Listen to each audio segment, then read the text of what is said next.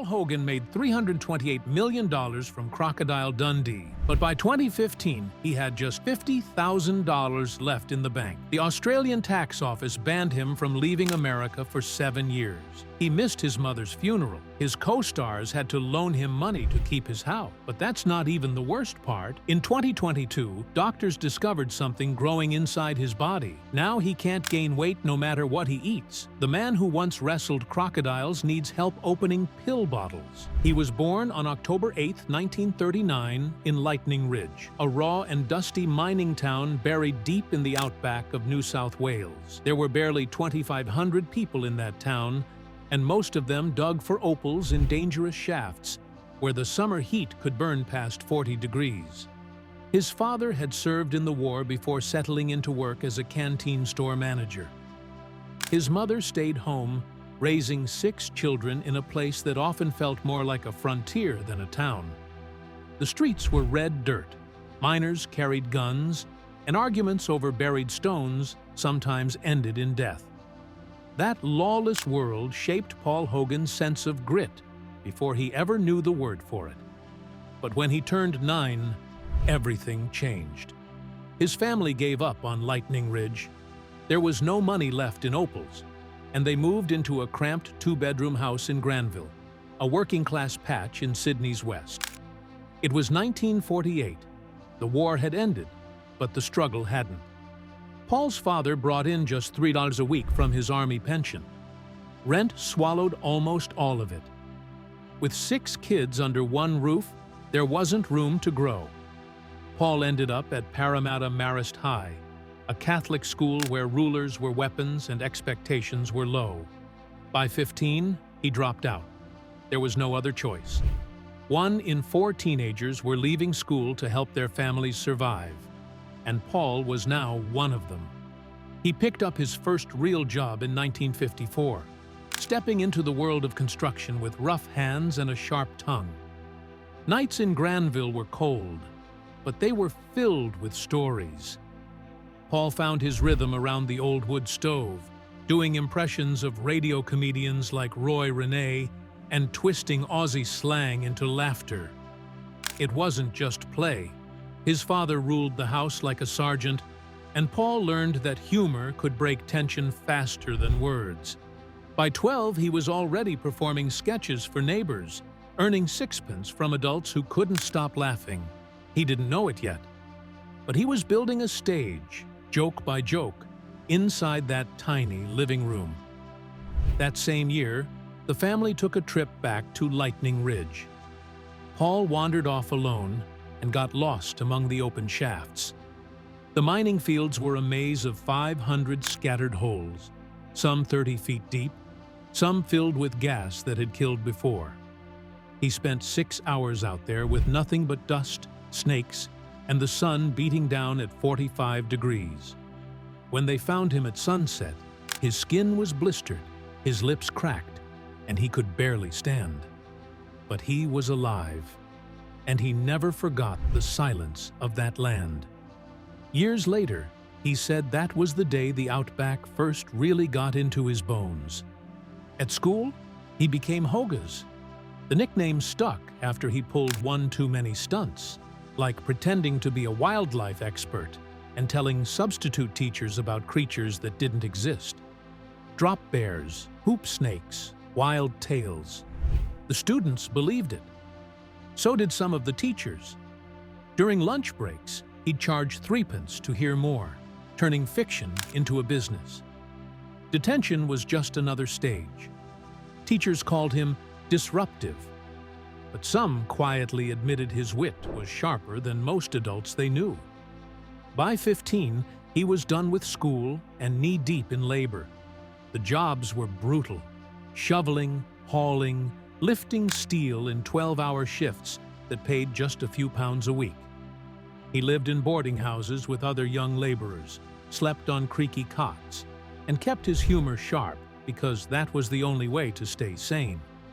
At 19, he landed a gig that would shape the next decade of his life, working as a rigger on the Sydney Harbour Bridge. That job was life and death every day. Hogan climbed the 134-meter-high structure without safety harnesses, crawling along beams, rigging platforms for painters. The original construction had already claimed 16 lives. Hogan later joked he sometimes went weeks without losing a single painter. But the truth was, every day up there was gambling with gravity. Rain, wind, steel, and sweat. And somewhere between the fear and the grind, he learned how to turn danger into punchlines. To make extra money, he poured beers in Sydney pubs at night. And when the crowd got drunk enough, he'd start roasting them. Their jobs, their accents, their bad haircuts, nothing was safe. The roughest patrons usually laughed the hardest, but sometimes they didn't. One night, he pushed it too far, and the whole pub exploded into a fight. That night taught him there was a thin line between funny and fatal. He never crossed it the same way again. In 1958, still only 19, he married Noeline Edwards. They met at a local dance, fell fast, and built a life before they had a plan. By 22, they had 3 sons, but the money never kept up with the mouths to feed. He was still doing dangerous rigging work by day and side jobs at night. In 1961, the pressure cracked their marriage. They separated, came back, separated again. Eventually, they divorced in 1981, remarried in 1982, then divorced again for good in 1989. Their story played out in front of an entire nation and became one of Australia's most public heartbreaks. During those years, Hogan hustled hard. In 1963, he started driving trucks, hauling rock and supplies from remote areas back into Sydney. He even took up a risky side hustle, smuggling opal dirt out of Lightning Ridge, secretly picking out small gems and pocketing them. He later said if he'd been caught, he would have gone to jail. But he had mouths to feed and no safety net. The cash kept the family afloat. Then, in 1968, everything changed. One afternoon during a lunch break on the bridge, TV producers showed up to shoot a safety PSA. Hogan started cracking jokes about hard hats and regulations. Nobody asked him to, but his delivery was gold. The producers couldn't look away. By the end of the day, they offered him a role in union commercials.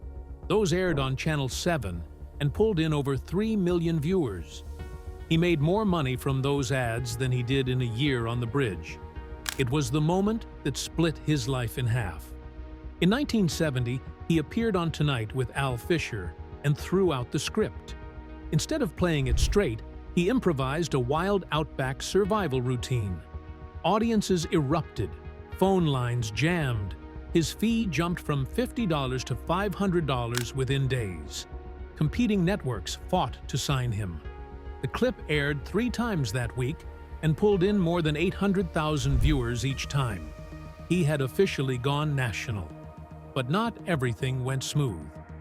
In 1971, he was filming a cigarette commercial when a venomous snake bit his stand-in. 3 days in the hospital, production delays, doubled budgets. Hogan developed a deep fear of snakes. The ad never aired. The company lost $45,000. From then on, his contracts included hazard pay and safety clauses. He never stood near snakes again. 1972 nearly wrecked him. He wrote and starred in The Little Hogan Family, a sitcom meant to show a softer, suburban side of himself. He poured $10,000 of his own money into it, hoping to be Australia's answer to American dads on TV. Audiences hated it. The pilot scored 2.1 out of 10. ABC canceled it. Hogan was devastated. He begged other networks to pick it up. Nobody did. That failure almost sent him back to rigging. Paul Hogan was supposed to be painting the bridge. Instead, he was scribbling jokes on brown paper lunch bags. When The Paul Hogan Show first aired on July 20th, 1973, nobody at Channel 9 expected much. The audience of 500 people laughed hard that night, but it was meant to be just a 6-episode experiment. Then, the ratings came in. The show was pulling 2.5 million viewers a week. Hogan, in his steel-capped boots and cut-off sleeves, wasn't just funny, he was real. The kind of real Australia hadn't seen on TV before. 2 years later, he was a millionaire. By 1974, Hogan's sidekick wasn't even Hogan anymore. It was Strop, the surf lifesaver with a grin and a good day sport that caught fire across the country. Strop was played by John Cornell, a former newspaper editor who created the character as a joke. But the joke outgrew the show. Fan mail for Strop outnumbered Hogan's by 3-1. Behind the scenes, things got uglier. 3 writers were caught stealing Hogan's jokes and selling them to other shows. Hogan snapped. He fired all 3 in one furious meeting, throwing scripts and shouting that they were stealing his bread and butter. The show shut down for 2 weeks. From then on, Hogan wrote almost everything himself. Then came 1976. The idea was simple. Bring in an 8-foot crocodile named Charlie for a wrestling sketch. The idea was also a disaster. The croc lunged at a prop handler named Jimmy McNeil and nearly took off his arm. It happened live, in front of 3.2 million people. McNeil tripped and crashed into a fake desert backdrop. Protests followed. The RSPCA threatened lawsuits. Charlie wasn't sedated. In fact, he had just been pulled from the wild a few days earlier. Live animals were banned from the set after that. Crocodile Wednesday, they called it. In 1980, Hogan turned political. In front of a live audience, he dressed up as Prime Minister Malcolm Fraser, complete with oversized eyebrows, and joked that the way to fix Australia's 10.2% inflation was to print money faster than prices could rise. The bit pulled 3.8 million viewers, the highest in the show's history. But it also pulled government heat. Fraser's office demanded the sketch be erased from reruns. Opposition leader Bob Hawke praised it as brilliant. Channel 9 panicked. They changed their rules. All future political jokes had to be lawyer-approved. Hogan called it the day comedy died. By 1984, the ride was over. The final episode aired on December 15th, after 12 seasons and 200 episodes. The live crowd of 800 watched Hogan walk out and tell them he was done. Burnt out. Behind the scenes, he'd been popping prescription amphetamines just to stay upright. He was working 16-hour days, juggling sketches, writing, acting, and appearances. The show was bringing in 40% of Channel 9's ad revenue. When he quit, the network's stock dropped 12% by Monday. But Hogan wasn't quitting everything. He had a plan for a movie. The idea came from a real man, Rod Ansel. In 1977, Ansel had survived 56 days alone in the outback after his boat capsized. He slept in trees, drank from puddles, and fought crocodiles with a knife. Hogan saw him on TV in 1981 and couldn't forget it. The wild man who walked into hotels barefoot. But when Crocodile Dundee became a $328 million hit, Ansel got nothing. He tried to start a wilderness tour business. Hogan's lawyers shut it down. Ansel sued for royalties and lost. His life spiraled. In 1999, he died in a shootout with police. Filming Crocodile Dundee started in July 1985. The crew stayed at an abandoned uranium mining camp. The crocodile attack scene was shot near Darwin. One day, leftover food drew in a real saltwater croc.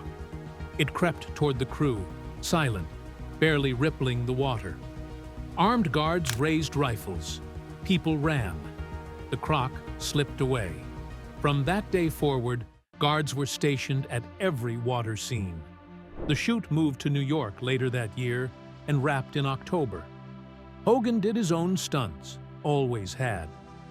Back in the 70s, he'd auditioned for a talent show pretending to be a tap-dancing knife thrower. He could do neither. He just tossed the knives into the air and grinned. It got him his own TV show. On the Crocodile Dundee set, things weren't always safe. One wrangler got drunk and disappeared into the bush. Another used a real crocodile without telling the safety team. Eventually, they switched to rubber models and animatronics. Hogan later said the animals weren't the dangerous part. The handlers were. Then there was Linda Kozlowski. She played the reporter opposite Hogan, but off-camera, their bond grew fast.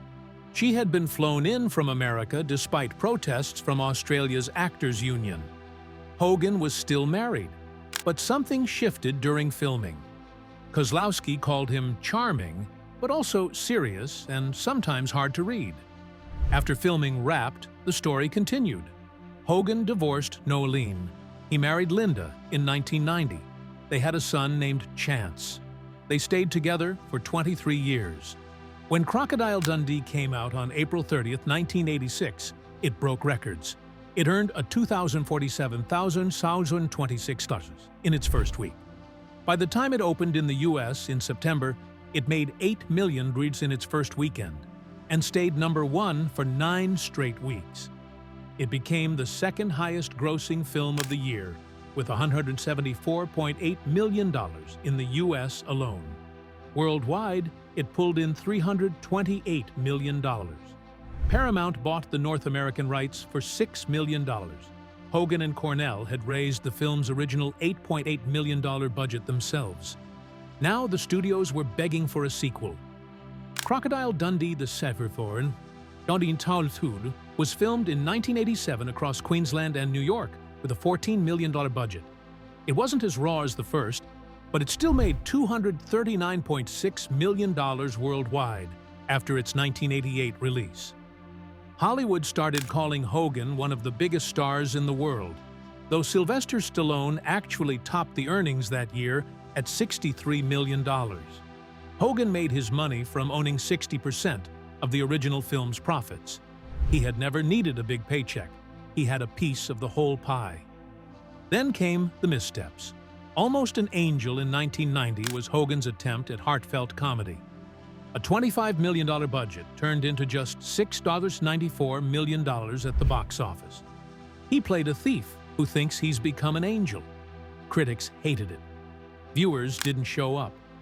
Hogan dressed like Willie Nelson and Rod Stewart in some scenes, but it didn't help. In 1994, he tried again with Lightning Jack. It was a Western comedy with Cuba Gooding Jr. and Beverly D'Angelo. Rumors swirled about Hogan firing the director after budget overruns, but official records showed Simon Windsor stayed on.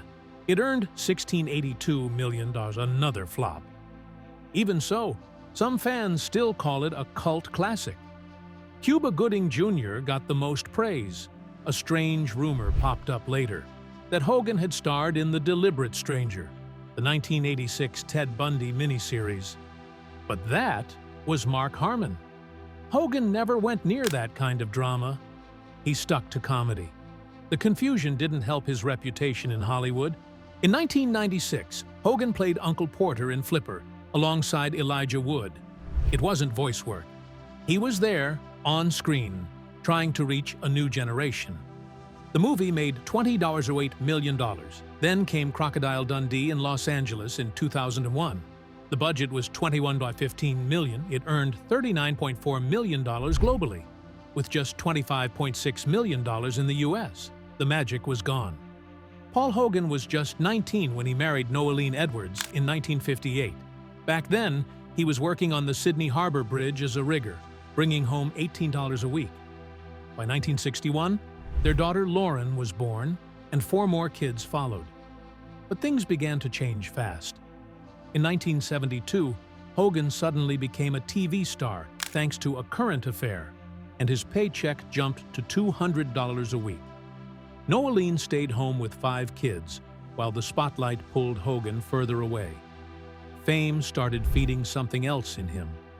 In 1981, they divorced. She said the man she married had vanished, replaced by someone addicted to attention.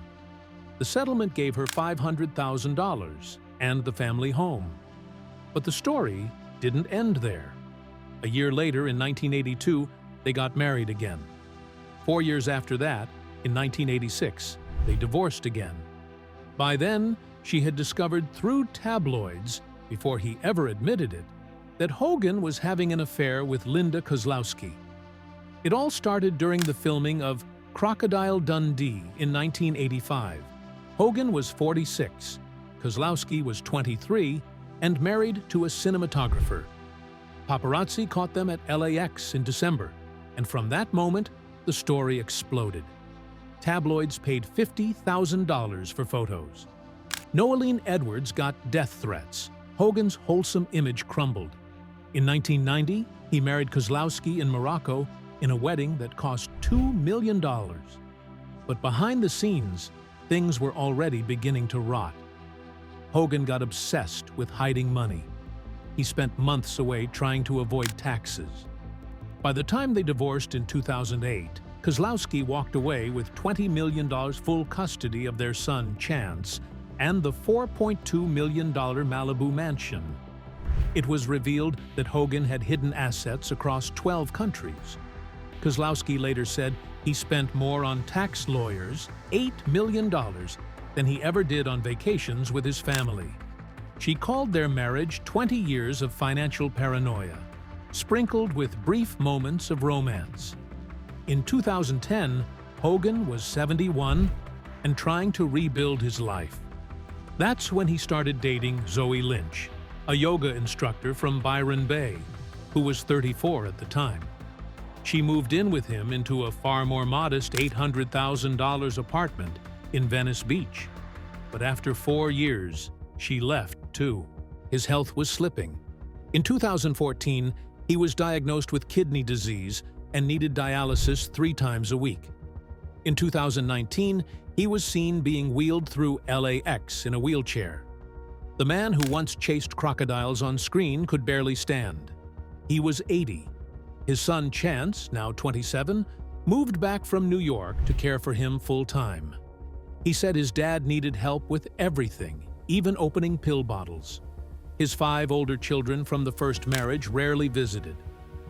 Hogan spent his days alone, living in the silence of decisions he made decades ago. Chance called it his father's punishment for choosing fame over family. Back in March 2003, when Hogan was still trying to enjoy the last of his Hollywood fortune, the Australian tax office launched an investigation that would haunt him for years. They found out he had funneled $37.5 million through Swiss accounts between 1986 and 1991 without paying taxes. That same year, Australia issued a departure prohibition order. Hogan couldn't leave the U.S. He missed his mother's final days. He couldn't go home for weddings, funerals, or family events. For 7 years, he was stuck in Los Angeles, and he kept saying he never thought it was illegal. His advisors had told him this was how big stars protected their money. But when his advisor John Strossen was arrested in 2007 and sentenced to 2 years for fraud, Hogan had to come back to Sydney to testify. He said in court that he'd been misled, that he trusted the wrong people. Between 2003 and 2008, he spent more than $10 million on legal bills. His net worth dropped from $30 million to $8 million. He lost weight. He couldn't sleep. His marriage with Kozlowski started to crack under the pressure. In 2010, he reached a quiet settlement with the ATO. The deal was supposed to end everything. But 7 years later, the head of the tax office spoke about the case at a conference, breaking confidentiality. Hogan sued and won $500,000 in damages. But it didn't matter. The damage had already been done. Word spread that Hogan had paid $42 million in back taxes and penalties. Studios didn't want him anymore. His reputation was ruined. He didn't get movie offers. He didn't get commercials. That same settlement that was supposed to set him free became the chain that dragged him down. In 2012, he got one last chance. Paramount offered him $2 million to reboot Crocodile Dundee. He showed up to auditions in LA. but people were shocked. He looked weak. The magic was gone. The studio pulled the plug and demanded their $2 million back. He didn't have it. His agent had to negotiate a payment plan. Clips of the failed audition leaked online, showing him struggling to do even the simplest stunts. He became a sad story in Hollywood. He lived off residuals from reruns and dealt with IRS audits that questioned every little expense. By 2015, things were worse than ever. Tax liens were placed on his Sydney properties, including his childhood home in Granville. He made just $1 million from the 2016 film The Choice, but it was swallowed by legal bills. A private letter from 2020 revealed that Hogan had just $50,000 left in the bank by the end of 2015. He had almost filed for bankruptcy. What saved him was the kindness of old friends. Co-stars from the original Crocodile Dundee cast pooled together a $500,000 loan. It let him keep his home. He called it the act that saved his life. Since then, he's been slowly paying them back with tiny roles and commercial appearances. Then came 2022. Hogan was diagnosed with retroperitoneal fibrosis, a rare condition where fibrous tissue wraps itself around vital organs. Doctors gave him steroids to fight the inflammation. But those steroids did something unexpected. His muscles shrank. His strength vanished. He lost all his body fat. No matter how much fatty food he ate, he couldn't gain a pound. At 83, he said he felt like he was being held together by string. His son, Chance, now had to open jars for him. A pacemaker was installed. The man who once threw knives on screen now needed help just to stand up. In May 2025, tabloids caught him being wheeled through Sydney Airport again. The world assumed the worst. Rumors flew that Paul Hogan was dying. But 2 months later, he spoke out. He said it was just arthritis and the long flight. He even joked that it might have been a skateboarding injury from when he was 80. "Turning 80's not for sissies," he said. "Everything starts falling apart." But under the jokes was the truth. He was tired. His body was slipping away. By 2023 and 2024, he had tried to make quiet appearances, but the damage to his health was clear. His condition, which affects less than 1 in 200,000 people, left his body unable to retain muscle or fat. The fibrous tissue had nearly crushed his kidneys. Steroids helped, but at a terrible price. He said he had to take frequent breaks during interviews just to warm up. Without fat, he couldn't handle cold air. In 2024, something surprising happened. He had lunch with Linda Kozlowski and their son Chance. They had stayed cordial over the years, but this lunch meant more. Hogan had told reporters that Chance was the reason he hadn't returned to Australia yet. "My tribe at home, they've got each other," he said. "But Chance, he only has me."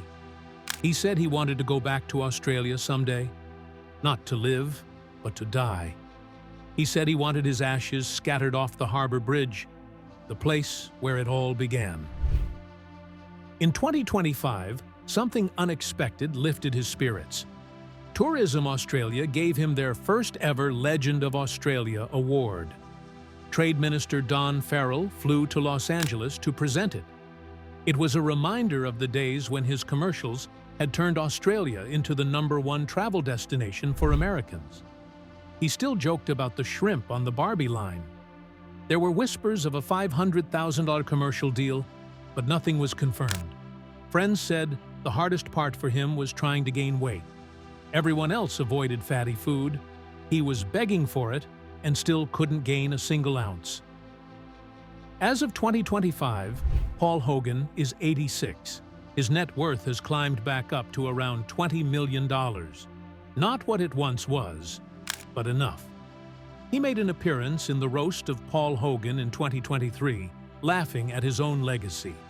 He's still connected to Lightning Ridge, the small opal mining town he once falsely claimed as his birthplace. It helped him win on New Faces, and he never corrected the story. The lie brought tourism, and the town still thanks him for it. The Crocodile Dundee trilogy had made over $328 million worldwide from just an $8.8 million budget. But the man who inspired the character, Rod Ansel, got nothing. He spiraled into addiction and died in a 1999 shootout with police. While Hogan battled lawyers and illness, Ansel's life ended in a blaze of violence. It was a dark mirror of the fantasy they'd sold to the world. And yet, through everything, through marriages and lawsuits and sickness and regret, Paul Hogan never lost his sense of humor. Even now, frail and living far from home, he says it's the little kindnesses that kept him going. A son's hand, a friend's loan, a warm memory from a long time ago. Maybe that's all any of us really hold on to when the lights begin to fade.